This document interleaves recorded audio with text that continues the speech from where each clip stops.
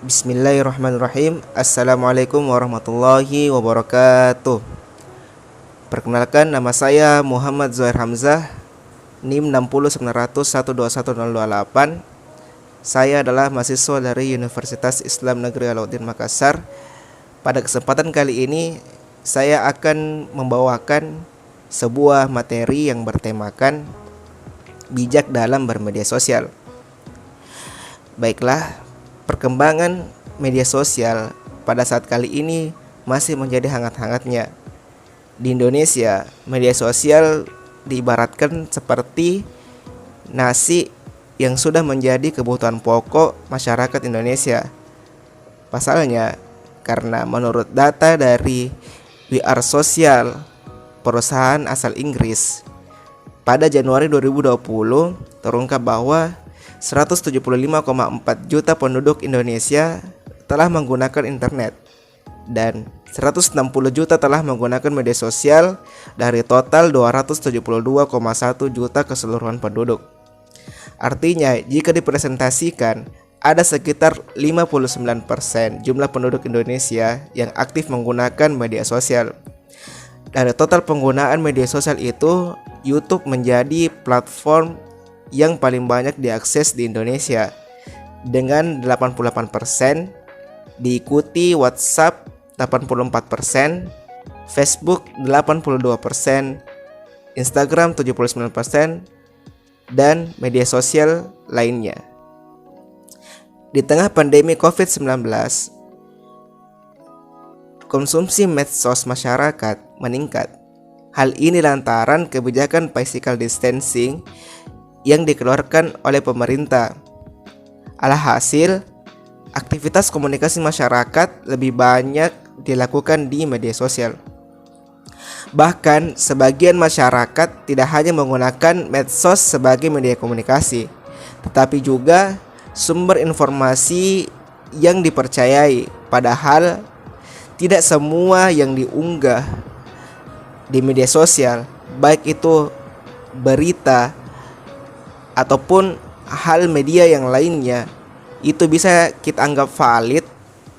Bahkan sebagian besar dari masyarakat Indonesia tidak hanya menggunakan medsos sebagai media komunikasi antar sesama, tetapi juga menjadikan media sosial sebagai sumber informasi yang dapat dipercayai.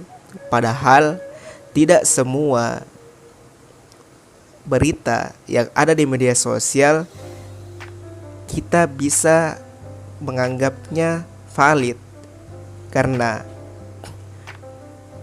ada sebagian oknum yang tidak mengetahui kalau berita yang dia unggah tersebut itu sifatnya valid dan bisa dipercayai.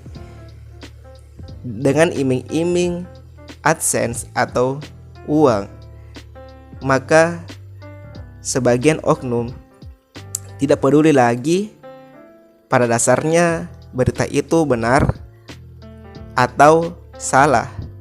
Yang penting upload bisa mendapatkan cuan. Sehingga yang terjadi, pola pikir dari si penerima berita ini sudah berubah akibat berita yang diunggah oleh oknum tersebut tidak valid. Maka 5 Mei 2020, Kominfo mendapatkan ada 1401 konten hoax dan informasi yang terkait mengenai COVID-19 yang beredar di masyarakat. Berita hoax dan informasi ini sangat merugikan orang lain karena dapat mengubah cara pandang orang mengenai virus COVID-19. Penyebar berita hoax saja pun tidak terlepas dari pandangan hukum. Di Indonesia sudah ada Undang-Undang Informasi dan Transaksi Elektronik atau yang biasa kita sebut dengan Undang-Undang ITE yang di dalamnya terdapat sanksi bagi perilaku pengguna media sosial yang melanggar undang-undang tersebut.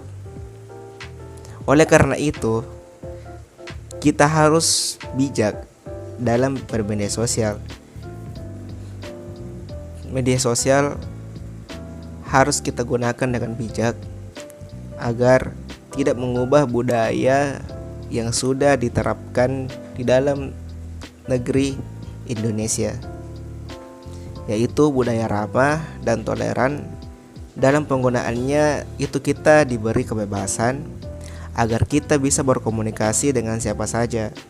Namun yang sering disalahartikan di sini dalam tanda kutip bebas, bukan berarti tanpa etika, bukan berarti kita berkomunikasi tanpa adanya attitude.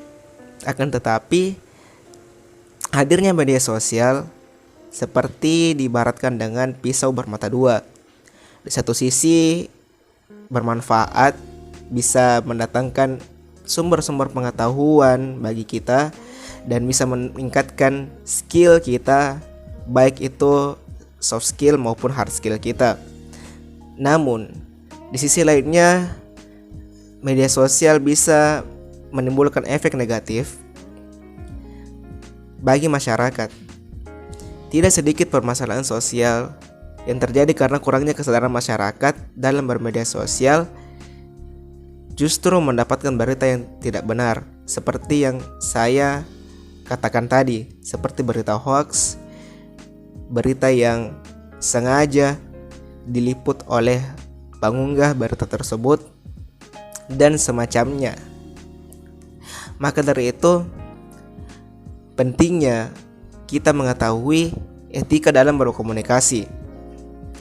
Etika dalam berkomunikasi di media sosial sangat penting. Selain untuk menghindari berita hoax, isu sara, isu tentang agama, dan semacamnya yang berhubungan dengan hal negatif, etika komunikasi sangat penting untuk kita ketahui.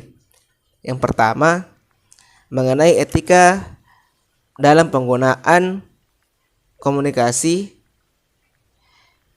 cenderung dilupakan.